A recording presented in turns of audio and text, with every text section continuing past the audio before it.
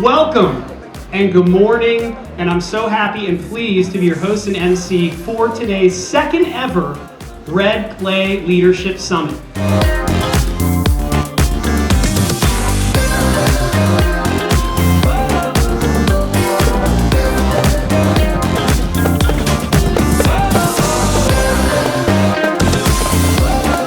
Today, the students or attendees will be going through an educational day encompassing all aspects of leadership. 2 years ago, me and Nat and my good friend Susan and the Blue Hen leadership team over there got together and said, how can we change some lives for some high school students and give them an educational experience that they don't get during the day? I think this conference is unique to Red Clay is that it's a professional conference. A lot of times we have presentations on things that are important, but it's stand and deliver.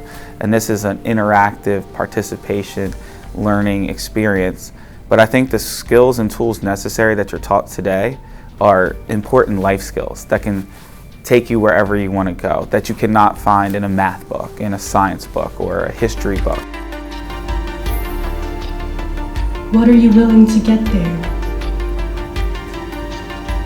What are you willing to let go of?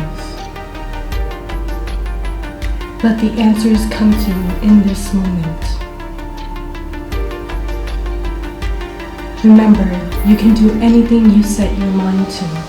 They'll start off with a reflection with Pavashay Tariq, and then they'll go into a keynote speaker, Justin Jones-Fosu, and they'll continue to reflect with Pavashay Tariq throughout the day after each speaker or each session. Yes!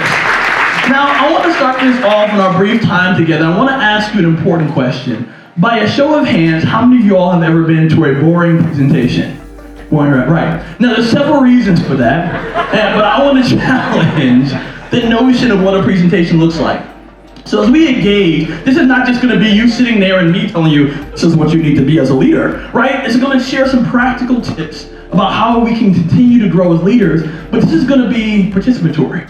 But the different beat I'm really focusing on is how to develop more inclusively minded people, and even more so inclusively minded leaders that value the humanity of people around them. And so that was the core of this message, and the practical strategies that they can use to, not that they'll always agree with people, but that they'll always respect people even when they disagree. I want you to look into the eyes of somebody next to you while you sing it, all right? Okay, all right, one more time.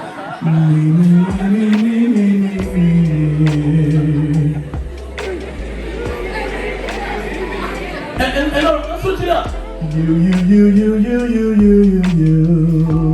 But I'm grateful I was able to share the message and the students be able to be a part of that story of how do we move from a place of being defined by our divisiveness to rather being defined by the deliberate depth of our relationships. And that's what this summit, this conference is all about.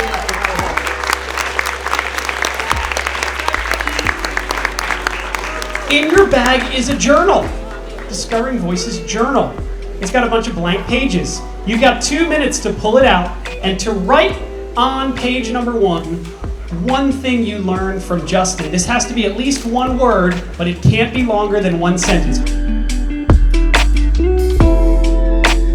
I wrote about how my first performance that I did and how it really showed me how the arts could help me cope with mental health struggles. And I just, talked about how it brought out confidence in me, and I ended up auditioning for this school, which now I pursue that every single day. Justin, the first speaker, he was kind of speaking about how you want to be inviting to everyone, even people who may have different views than you. And so just hearing that, learning how to be more inclusive, just hearing that, reiterating that was really beneficial for me to hear, and I will be taking that with me. Time is not because we're self-centered, it's because we're trying to form connections with people.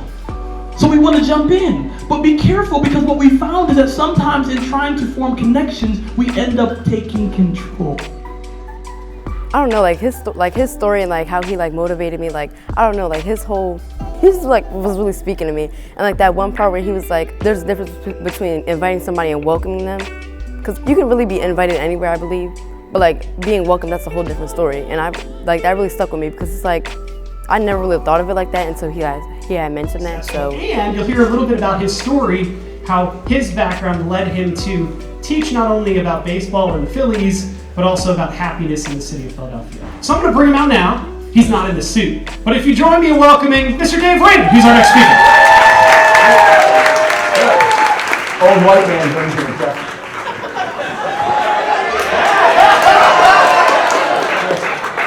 I don't have a hat though. Here's what I want you to remember. Your authentic story and telling it is going to be your best superpower as a leader. You know why? Because it will inspire people to tell you their stories, and then you learn about one another, find out what's different, what's in common, and appreciate the other. But it needs to be your authentic story, and you have to be fearless to tell it. His story really connected to me because he got inspiration from his mother, and I feel like my mom is a big inspiration to me as well. And I think the thought of that, like, intelligence is, or like hard work is more important than like natural talent. Like if you have that charisma and that hard work and perseverance, like that can take you way further than like natural talent or something like that. I myself am a performer. I do lots of musicals and plays and things, and I've considered being a mascot before.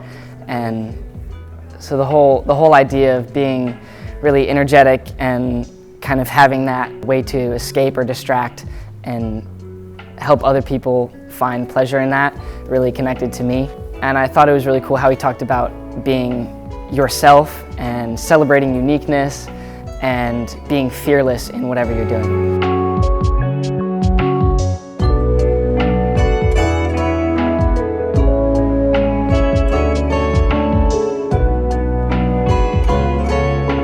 Today we were able to partner with Mikvah Challenge to implement and to engage students in civics projects. These students were identified as leaders in their classroom, and they were mixed between our 5 high schools, and they were working on ways to bring change in their school or in their community as a part of our civics curriculum.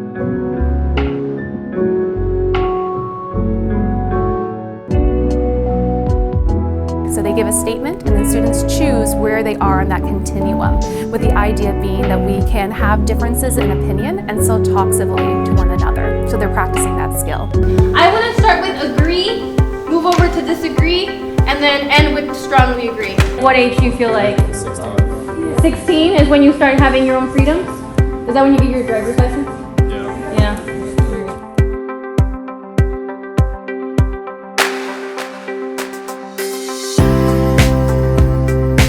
The overall goal that I want them to walk away with is that anyone has the ability to lead, and if I'm ever thrusted in a position where I want to lead or I need to lead, I have the skills and ability, and I'm not scared or timid to do so.